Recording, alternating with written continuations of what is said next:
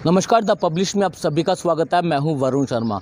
जम्मू कश्मीर के लिए खतरा बन चुके रोहिंग्यास पर अब कार्रवाई शुरू हो चुकी है और तमाम जो रोहिंग्यास घुसपैठी हैं, जो चालाकी से देश में घुसे, उसके बाद जम्मू कश्मीर पहुंचे और कहीं ना कहीं जम्मू कश्मीर के लिए खतरा बन चुके थे, क्योंकि तमाम रोहिंग्यास की बात करें तो वो शरारती तत्वों के साथ मिलकर जम्मू कश्मीर का माहौल ख़राब करने की कोशिश कर रहे थे और अब इनकी वेरिफिकेशन शुरू हो चुकी है और तमाम जो रोहिंग्यास हैं उन्हें हीरानगर में डिटेन कर दिया गया है। उसके बाद जम्मू में एक हलचल मची हुई है कि कुछ लोगों का ये कहना है कि क्यों रोहिंग्यास को बाहर निकाला जा रहा है, लेकिन अब जो कार्रवाई है वो रोहिंग्यास पर शुरू हो चुकी है और 2017 में भी इन रोहिंग्यास की वेरिफिकेशन की गई थी, लेकिन उसके बाद मामला जो था वो ठंडे बस्ते में पड़ गया था। लेकिन अब रोहिंग्यास की धड़ पकड़ शुरू हो चुकी है और मेरे साथ नरोत्तम शर्मा जी हैं, पार्षद हैं वार्ड नंबर 3 से, और इन्होंने जब जीएमसी का गठन हुआ था उसके बाद जब पहली हाउस की मीटिंग हुई थी तो उसी हाउस की मीटिंग में इन्होंने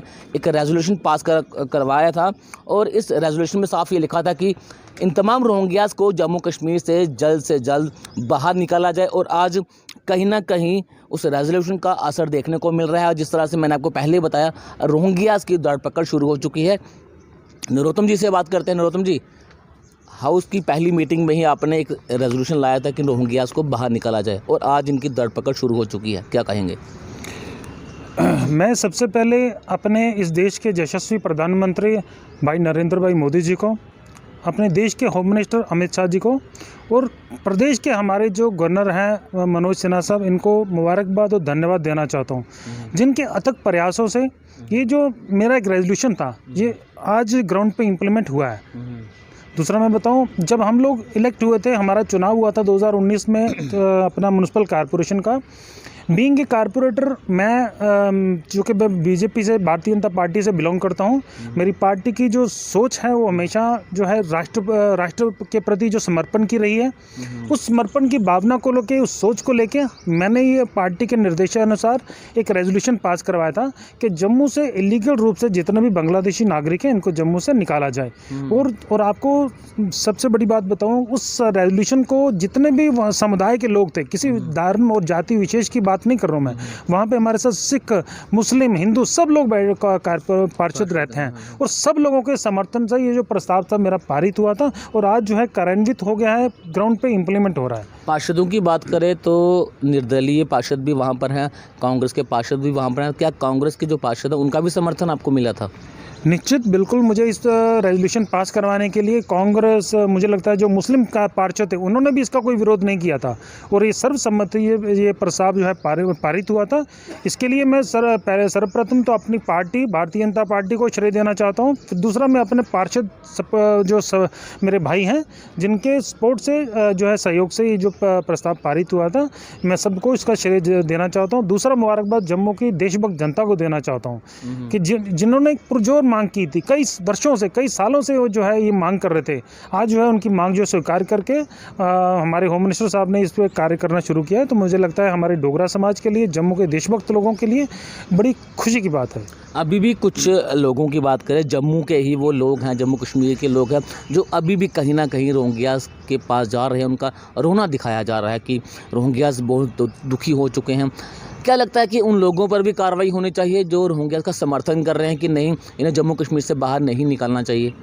निश्चित इसके ऊपर कार्रवाई होनी चाहिए और आपके चैनल के माध्यम से मैं जो है मांग करता हूँ ऑनरेबल गवर्नर साहब से कि इसकी तय तक जाना चाहिए। इसका इस षड्यंत्र में जितने भी लोग इन्वॉल्व हैं, जो लोग उनको सपोर्ट कर रहे थे, जिन्होंने उनको दस्तावेज बना के दिए, जिन्होंने उनको उस समय बाहर से ला के यहाँ जम्मू में बसाया और जम्मू का जो लोकतंत्र, मतलब जो डेमोग्राफिक इन्वेजन चेंज करने का जो एक प्रयास किया गया था, उनके ऊपर भी कड़ी से कड़ी कार्रवाई होनी चाहिए। हमने ये देखा है कि रोहिंग्यास के पास से voter I card, Aadhaar card भी बरामद हुए थे।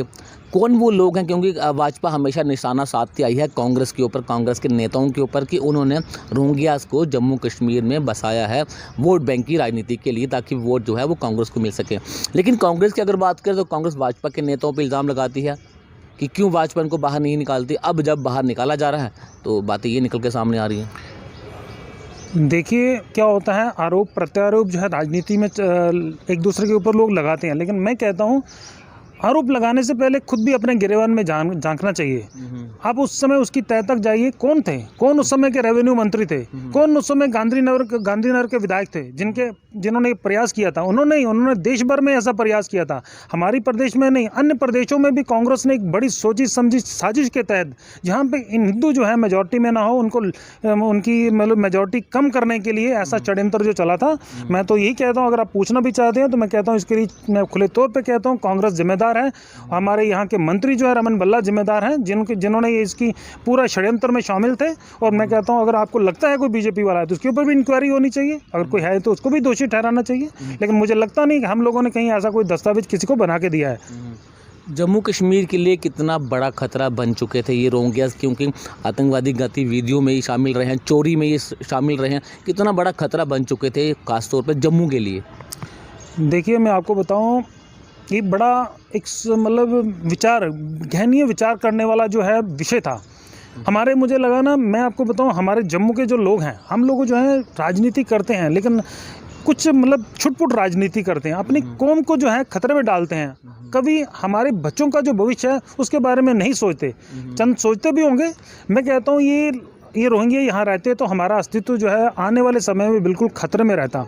मैं बताऊँ, जितने भी ड्रग के कारोबार हैं उसमें ये लोग इन्वॉल्व हैं, जितने भी चोरी की घटनाएं उसमें ये जो मतलब शामिल रहते हैं, जितने भी वाहन चोर जो भी है, जो सब कुछ शहर में जितने भी गतिविधियां चल रही हैं इलीगल रूप से, वो सारे ये लोग हैं, यही ऑपरेट कर रहे हैं। तो फिर जब यही लोग ऑपरेट कर रहे हैं तो फिर कार्रवाई क्यों नहीं होनी चाहिए? जब कार्रवाई हो रही है तो फिर कुछ लोगों को दर्द क्यों हो रहा है? दर्द क्यों हो रहा है, बिल्कुल। तो नरोत्तम शर्मा, इसे आपने कितनी बड़ी जीत मानते हैं, क्योंकि आज रोहिंग्यास को अपने घर जो है वापसी की जा रही है, कितनी बड़ी जीत मानते हैं नरोत्तम शर्मा? ये जो मेरी जीत नहीं, ये डोगरा समाज की जीत है, जम्मू के प्रदेश के सभी डोगरों की जीत है, देशभक्त लोगों की जीत है, और सर्वप्रथम भाजपा की जीत है, जिन्होंने हमेशा ही जो है जम्मू के मतलब जम्मू के लिए आवाज़ बुलंद की है।